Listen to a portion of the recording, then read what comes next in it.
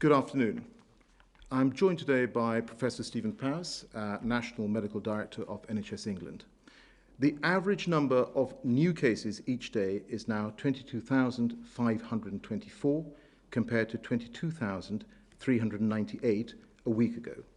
There are now 14,196 COVID patients in hospitals across the UK compared to 12,406 a week ago. 1,219 patients are now in mechanical ventilation beds compared to 1,142 a week ago. And sadly, another 595 deaths within 28 days of a positive test were reported yesterday. The 7-day average daily number of deaths each day in the UK within 28 days of a positive test by date reported is now 375. Up from 295 a week ago. Our thoughts are very much with the families and loved ones of those who've lost their lives, which is a reminder to us as to why we are taking the action we are to stop the spread of this virus and ultimately save lives. Today, we're also reminded about the vital importance of fighting this virus to protect our economy. Whilst the economy grew by 15% in the third quarter, it slowed in September and remains 8.2% below where we were in February. We in government understand acutely the human impact this statistic represents. It's jobs, livelihoods, and families affected. So we will continue to support businesses now and as they recover. The government has provided unprecedented levels of support for businesses over the past 8 months. To date, that represents over £200 billion in support. This is one of the most generous and comprehensive packages of financial support provided in the world, which the International Monetary Fund has praised. Just this month, we have announced an extension of the self-employed grant scheme to March next year, an extension of the furlough scheme at 80% until the spring, cash grants of up to £3,000 per month for businesses in England which are required to be closed due to this month's national restrictions. These will benefit 600,000 business premises. And I can confirm today that we will be distributing £2.2 billion to local authorities tomorrow to allow them to make these vital grant payments to the businesses which have been affected. All of these measures are designed to preserve jobs and help businesses stay afloat. Today, we have also announced that more than 19,000 jobs have been created so far through our Kickstart scheme. These jobs are spread across the country and in a variety of sectors. I know how hard this job market is, particularly for young job seekers hoping to enter the workplace for the first time. The Kickstart scheme is a ray of hope for young people, and I want to thank all the businesses which have stepped up to participate in this scheme. I speak to businesses every day, and I can see that despite the tough times, they are determined to soldier through this, through sheer hard work, innovation, resilience, and invoking a real community spirit across the United Kingdom. For example, in Aberdeenshire, Brewdog has made hand sanitizer to protect our frontline NHS staff. In Belfast, Axial 3D has helped develop thousands of new ventilators. In Surrey, Carousel Lights have adapted their manufacturing processes to produce sneeze screens for GP surgeries, pharmacies, and care homes. In Caerphilly, Transcend Packaging has converted production lines to create PPE, almost doubling their workforce in just 4 months. Because despite the government support, and when it comes down to it, it is you who are keeping the country going. You who are powering our economic recovery. Just as our brilliant scientists and researchers are powering ahead in the race to discover a safe and effective vaccine. A little over 6 months ago, I stood here and announced the creation of the Vaccines Task Force, a team of industry experts, scientists, and civil servants with one mission: to secure a vaccine to beat down this virus. Since then, we have secured access to 350 million doses through agreements on 6 of the leading vaccine candidates in the world. The task force has demonstrated how we can work together at pace. Business and science, the NHS and local communities, together forging a path out of this predicament. But although this week's announcement on the Pfizer-BioNTech vaccine is potentially very good news, we still have a lot of hurdles to overcome before we can be certain of its safety and efficacy. So we must ensure that we continue to follow the guidance, to protect our loved ones, our families, our friends, our communities. Because the virus is still there. It is still a danger. So we must not lose our resolve now. We must keep focused to protect the health of the nation and the health of the economy. Working together, supporting each other, we will get through this. We will come out the other side, stronger, more resilient, and more united. I'm now going to pass over to Professor Powers to take us through the slide. Thank you, Alok. I'd like to start by thanking all of you who are following the latest restrictions. I know it's not easy, just how difficult it is, especially the second time round. But sadly, the number of patients in hospital with coronavirus is still rising, as is shown in the single slide that I'll be showing today. You'll have seen this slide before. We've updated it to yesterday, and it shows COVID-19 hospital inpatients in England. As you can see, over the summer, those numbers were low, but as we have moved into the autumn through September and October and into November, numbers have been rising.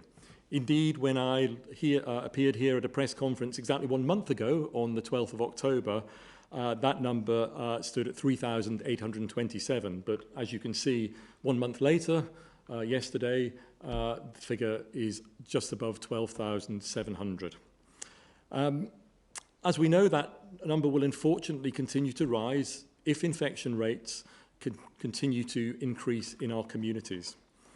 And sadly, while treatments and therapies have indeed improved, more infections inevitably also mean more deaths and more people suffering from the debilitating effects of long COVID.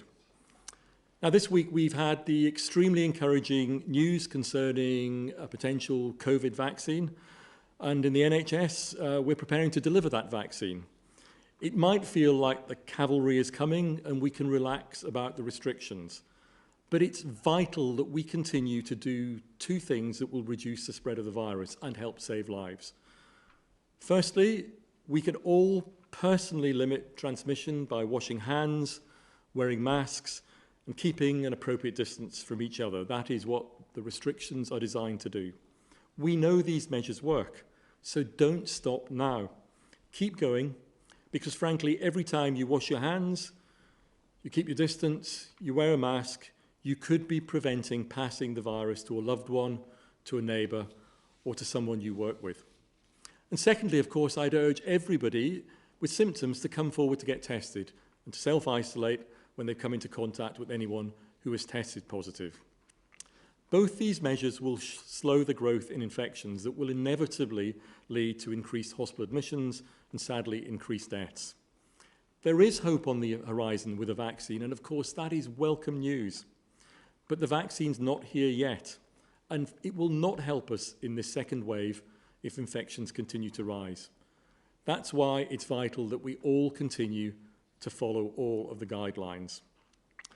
Getting a vaccine so rapidly to this point, as you've heard, is a major scientific achievement. And I think it's an unprecedented achievement. And personally, I applaud all those scientists, everybody who has been involved in the development and the continuing development of the many vaccines that are being developed. But today, I'd like to end by especially thanking everybody who has taken part in the trials that have been ongoing. Whether it's the recovery trial here in the UK, which has helped the NHS show the world that dexamethasone is a successful treatment for COVID, or those who've taken part in the clinical vaccine trials for COVID and indeed continue to do so. All of you who have done this have selflessly put yourselves forward for the greater good of all of us. And your actions, I'm absolutely convinced, will ultimately help save lives. So a big thank you for me and everybody working in the NHS. Alok. Thanks, Steve. I think we'll now go to questions from the public. I first we have a video from Chris from Reading. Good evening. In light of the Pfizer and biotech announcement of a development of a vaccine that is 90% effective, can the government now inform the public how this and other vaccines will be rolled out across the UK in 2021? Thank you very much. Great. Well, thank you, Chris, for that question. Of course, incredibly pertinent at this point, as we've heard about the developments on the Pfizer-BioNTech vaccine. We have the Independent Joint Committee on Vaccinations and Immunisations, which decides in terms of tiering, in terms of who will get access to the vaccine first. I'll ask Professor Powers to perhaps talk also about how we're going to deploy this. But I think that the key issue is making sure that those who are most at risk, most vulnerable, who get access to the vaccine first. I think very, very many people across the country will absolutely understand that. It is about protecting the vulnerable, about protecting people's loved ones. But Steve, do you want to add anything? Yes, so as I've said, Chris, a huge achievement to get to the point this week so quickly in this pandemic that a potential vaccine is available.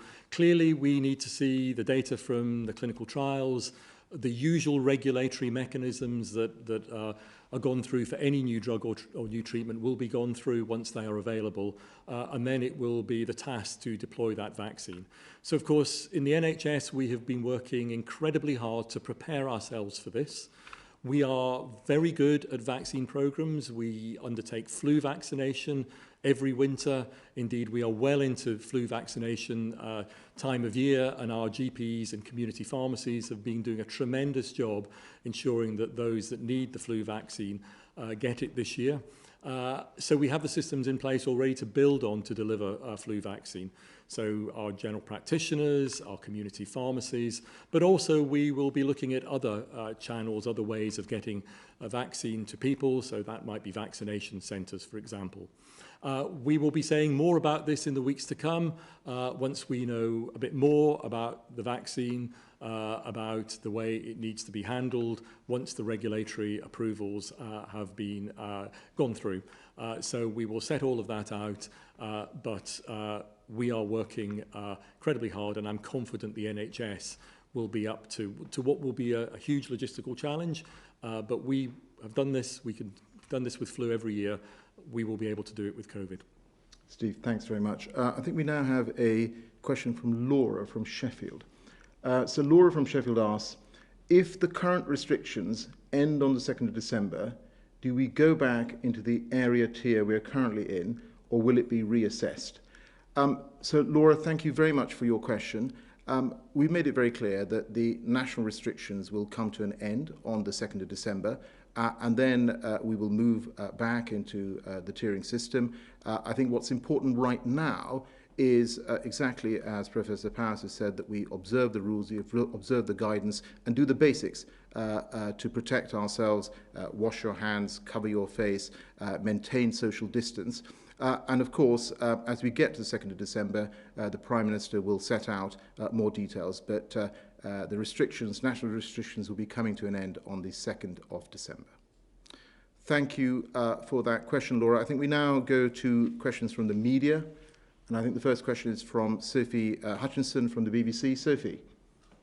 Hi, questions for both of you. Professor Powys, to start with, how concerned are you about this very dramatic jump in the number of COVID-19 cases that we've seen in today's figures? Do you think these people were infected just before the lockdown? And do you think it was a mistake to allow a number of days between the announcement of the lockdown and its actual start? And a question for the Business Secretary. Can you be sure that the disruption from Brexit will not interfere with the supply chain for the vaccine? I'll take the first point then, Sophie. I think the first point I'd make, of course, is, as you know, it's important to look at the number of cases reported over a number of days and not just take one day in isolation. And as you've heard earlier, the 7-day rolling average is just above 22,000. So important not to focus just on a single day because of the way test and trace works. The second thing, of course, there is other data to look at. The Office for National Statistics has been looking at COVID infections in a segment of the population every week. It will report again, I'm sure, tomorrow. And the REACT study, which is a similar study from Imperial College, has been doing the same. So I think, again, don't look at a single day and don't look at a single data set. Those data sets in particular are going to be very important because they're not affected by some of the things around test and trace, around who comes forward. The ONS and the REACT data sets look at people essentially randomly selected throughout the population. But it's clear that infection rates have been going up, as I've shown you, and what's really important is to get those infection rates down. That's what will reduce deaths, it's what will reduce the pressure on hospitals, and it's what will prevent the long-term effects of COVID, such as long COVID. So the real key thing about the data is to emphasise the importance of all of us complying with the restrictions, driving the R below 1, and getting those infection rates down again. Sophie, to your question on our future relationship with the EU, as you know, those talks are continuing. As the Prime Minister said, there is a deal to be done. But I think it's also important to emphasise is that whatever form of deal we end up with the European Union, there are going to be changes for businesses. And I have been writing, my department has been writing on a weekly basis to hundreds of thousands of businesses, making them aware of individual areas where they're going to have a look and see whether they're ready for the end of transition. So that may be in terms of custom clearances, it may be how they're looking to employ people who are currently working in the European Union, issues around work permits if they're going to go and work in the European Union. All of these issues I think businesses, of course, will want to address. And we've been holding webinars on a sector basis with businesses, very many thousands of businesses signing up for those, working with business representative organizations so they can cascade information down to the millions of members they have, and also proactively as a department, and indeed across government, contacting and talking to businesses who need to get ready. And I want to thank all the businesses, the very many businesses across our country who are making every effort to make sure that they're ready for transition. And of course, we will continue to work with you, we will continue to support you, and make sure that post-transition we are also ready for the opportunities that will come. Thank you very much for that questions, Sophie. We now move to Dan Hewitt at ITV. Dan.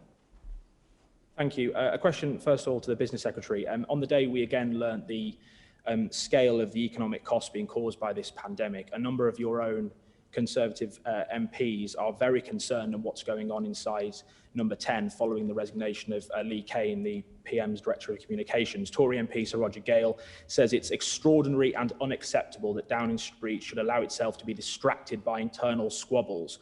What is your message to him and other concerned MPs? And a question, if I may, to Professor Powys. Do you regret stopping routine surgery too early in the first wave and resuming it too late? And will you apologise to those hundreds of thousands of people who are still waiting for treatment? Dan, thank you for that question. I'll take the first one. So I can tell you that all of us in government are focused on one thing, which is protecting lives and protecting livelihoods. And I've set out some of the measures that we've taken in terms of extending the furlough scheme, protecting millions of jobs, extending the self-employment scheme, and that again, protecting so far 2.6 million jobs through that, and indeed all the grants and other support that we have provided. And we will continue to do that. That is what people watching this press conference, your viewers, will expect the government to do, to make sure that we are providing support for them and continue to put our arms around them at what is a really very, very difficult time for lots of businesses where people will be concerned and worried about their jobs, about their livelihoods, about their families. And it is right and proper that as a government we step forward and provide that support, and we will continue to do so. Steve, do you want to take the second question? Yes, thank you, Dan. So of course, back in March, we were at the very start of this pandemic. We could see infection rates, hospitalizations rising incredibly rapidly, much more rapidly than they are in the autumn even. And of course, we could see around Europe as well, health systems coming under tremendous pressure. So Northern Italy was a good example from those high infection rates. Testing was more limited, so we had less information about exactly where the virus was. And for all those reasons, it was absolutely critical that we were able to create the capacity in the NHS to deal with that wave of infections, not knowing how large it was going to be, and in fact not knowing how the public would respond to the measures that were being put in place by the government. Of course, they responded magnificently, we know that. So it was right that we ensured that the NHS was ready for that. We had the capacity, of course we had the Nightingales on top. But of course, we don't want to step down elective surgery where at all possible. And indeed, that's why in the second wave this autumn, we haven't done that. We are keeping elective care going. Our clinicians have done a fantastic job over the summer, beginning to catch up. Cancer work is back where it was last year. There is more work to do. And of course, the key thing here is as infection rates rise and hospitals come under pressure, we've seen that in areas of the country with high community rates, then once again, there is a possibility that elective care gets affected. And our staff don't want that to happen. Our staff want to get on, treat people who are on waiting lists and to make sure that those waiting lists come down. And of course, you know, we're all sorry that people have been affected in this way. None of us as clinicians, none of us as managers want this to happen. We want to get on and treat people. The public can help us with this task. So it's the same message again, but it's absolutely true that if we collectively as the public, once again, as we did in the spring, keep to the guidance, drive down infection rates, then that is the best way to ensure that the NHS can do what it always does, which is to treat everybody with COVID, people who don't have COVID, ensure that those waiting times don't increase and that we can get on and manage the backlog. There isn't a clinician in the land that doesn't want to do that. We will absolutely do our best for our patients, and the public can help us by doing their best too. Great, thanks, Steve. Thanks, Dan, for the question. We now go on to Sam Coates at Sky. Sam, hi. Hello, Secretary of State. We've seen turbulence in Downing Street this week. Things seem fluid. Who should President-elect Joe Biden's Chief of Staff call in Downing Street if he has an urgent issue to discuss? And Professor Powys, would the UK's failure to strike a trade deal with the EU make any difference at all to the UK's ability to source coronavirus vaccine doses? Sam, let me take that question from you. So the first thing I'd say to you is that, as you know, the Prime Minister has had a very positive call with President-elect Biden, and he's congratulated him, and of course congratulated the Vice President-elect, who, with her background and also the fact that she will be the first female Vice President of America, of course, has achieved something really quite historic. And the Prime Minister's talked about all the range of areas where we are able to work with the US, where we have our special relationships. One of those, of course, is climate, where the Biden team has said that they will rejoin the Paris Agreement. In terms of the focus of this government, as I've said to Dan Hewitt at ITV, our focus is singular. Our focus is on protecting lives and livelihoods, and we will continue to do that because that is what your viewers expect of us. Steve. Yeah, so on the EU exit question, the NHS, of course, has been preparing for EU exit for some time, and we will continue to make sure that we are prepared for various changes. On the issue of procurement of vaccine, the Secretary of State of the government have been handling the procurement issue, so I might pass that back on the procurement issue. But as I've said earlier, our job in the NHS is to be ready to deploy the vaccine and frankly get it into people's arms and do that as quickly as we can, and that's what our focus is on at the moment. Yeah.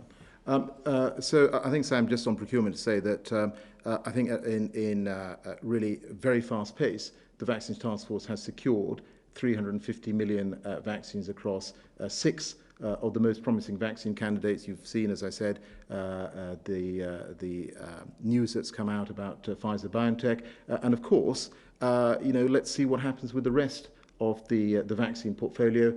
We've got AstraZeneca, the Oxford AstraZeneca vaccine as well, which is in phase 3 trials. But we have some a cautious hope now, but I think, as Professor Paris has said, is that we all still need to do the basics, which is observe the rules and the guidance.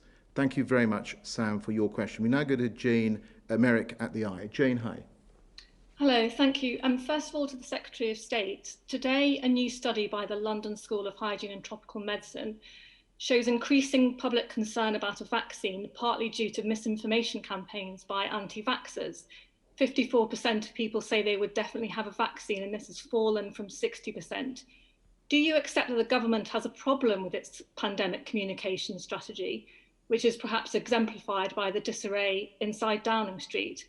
And secondly, to Professor Powis, the REACT study today by Imperial shows that prevalence is still very high in the Northwest at the start of November. And of course, the Northwest were the places that had tier 3 from the middle of October. Do you think this shows that the tiering system wasn't enough to press down on those infections? Thank you. Jane, thank you very much for that. So can I just say that, of course, it's been a very long 8 months since the start of this pandemic, and it's a global pandemic. It's something that's faced every single government across the world. And of course, as I said, our focus has been to get support to individuals, support to businesses, and we've done that. And you've seen, as a result of the work we've done in communicating this, we've made sure that lots and lots of businesses across the country have taken up that support. And in terms of vaccines, of course, I think it's very good news that we have around 300,000 people now participating in these trials. We will continue to communicate with people on the issue of vaccines. And then I think, as Professor Powis said, we will in due course set out the plan for deployment itself. So I think it's of course important that we continue to get the messages out, but I do think to this point we have managed to do that. Was there anything, Steve, you wanted to add? On the question of tiering, so I'm confident that the tier system had an effect on the transmission of the virus and the number of infections in the community, and I'm sure that tier 3 had a greater effect than tier 1, that had a greater effect than tier 1. Of course, it's important to remember that tier 3 had a number of different ways in which that could be applied. But if you look in Liverpool, for example, I can certainly say from the NHS point of view, we are beginning to see some of the effects of tier 3, and we're beginning to see that the number of patients, for instance, in Liverpool University hospitals with COVID is now less than it was a week ago. We will not see the benefit to the NHS in terms of patients in hospital of the national restrictions that were put in place last Thursday until into next week, because there is a 2-week lag between people getting infected, developing symptoms and getting admitted to hospital. But some of the effects that we're seeing in Merseyside at the moment will have been the result of tier 3. But it's important that we don't just plateau at a high level. It's important that infection rates go down. So stabilising R around 1 is helpful, but it really needs to get below 1, and that is what the current national restrictions are designed to do. We will see over the course of the next weeks how that plays through, but as I say, in the Northwest, I think we are seeing some of the effects of the tier 3 measures that were put in place in Merseyside. Great. Thank you so much, Jane, for your question. We now go to Mesa Hall at the Express. Mesa, hi. Hello, thank you, Secretary of State. A question to you both about the hope for vaccine. Have there been any discussions within the government about the possibility of compulsory vaccination, as was used in this country against smallpox for many years?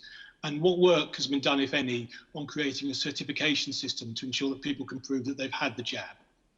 Thank you, Mesa, for that question. So I think that the first issue, of course, is to make sure that we have vaccine doses which are safe and available. And we're absolutely clear that whilst the work on vaccines has gone at quite some pace, these vaccines will only be deployed if they are safe and the efficacy is there.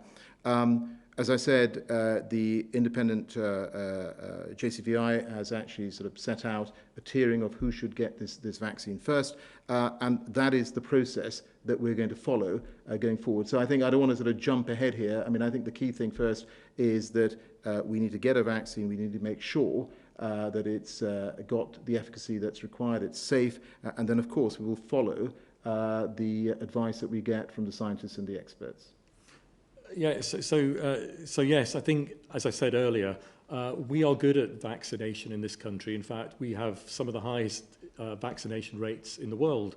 Our flu vaccination program each winter vaccinates large proportion of the at-risk population. And this year, for instance, we are further ahead in terms of the proportion of at-risk people who've been vaccinated for flu than we were last year. So that gives me confidence that the public does have confidence in the vaccination program and will come forward for a vaccine to protect their health and protect others, as they are doing with flu this year. Flu vaccines, COVID vaccines, any vaccine goes through regulatory processes. It will not be deployed unless the relevant regulatory bodies are sure that it is effective and it is safe. That will occur this time round as it does every time round. But I'm confident that the British people will want to be vaccinated, that they will understand the benefits, not just for themselves, but for everybody, because it's by vaccinating, by getting high rates of vaccination, that we all protect each other. Great. Thank you very much, Mason, for your question. The final question from the media comes from Emily Ashton at Bloomberg. Emily, hi. Hello. My first question is to Professor Powis. Alok Sharma has just confirmed that lockdown will end when the regulations come to an end on December the 2nd. Do you think that is the right thing to do, given the rising cases, or do we need longer to get on top of this? And a question for the Secretary of State. It wasn't clear from your earlier answers. Can you categorically say that the supply of vaccine won't be affected by Brexit disruption? So on the first point, clearly when we come out of lockdown in December, and of course that is quite rightly a matter for our elected representatives, we will not be going back completely to normal. There will need to be other measures in place because while this virus is still here, we need to ensure that infection rates stay as low as possible and that we reduce the chance of transmission. Exactly what those measures are, I think it's too early to say yet. We're only 1 week into this 4-week lockdown. We need to see what transpires over the next few weeks. And I'm sure as it comes up to early December, government, as will scientists, will be looking at the data over the weeks in November and then considering what the best menu of measures will be going into December. But ultimately, of course, that quite rightly is a decision for government. Emily, thank you for that. Let me take your question on supply chains. Of course, this is an issue. I mean, you've talked about vaccines, but supply chains obviously is an issue across many sectors.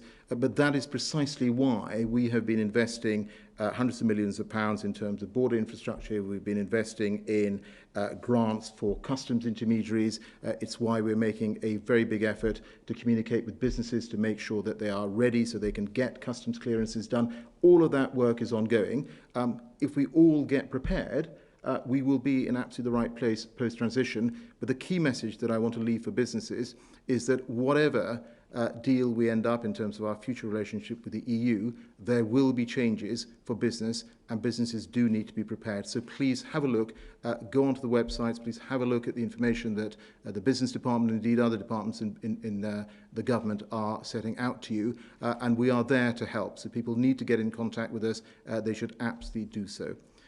Thank you very much, Emily. I think that brings us to the end of this press conference. Could I end by thanking everyone who is watching this press conference for absolutely everything they are doing to keep their families, their loved ones, and themselves safe throughout this process. And please observe the rules and guidance, hands, face, space. And I hope that if people do that, then we will beat this thing down and we will be coming out of the national restrictions on the 2nd of December. Thank you.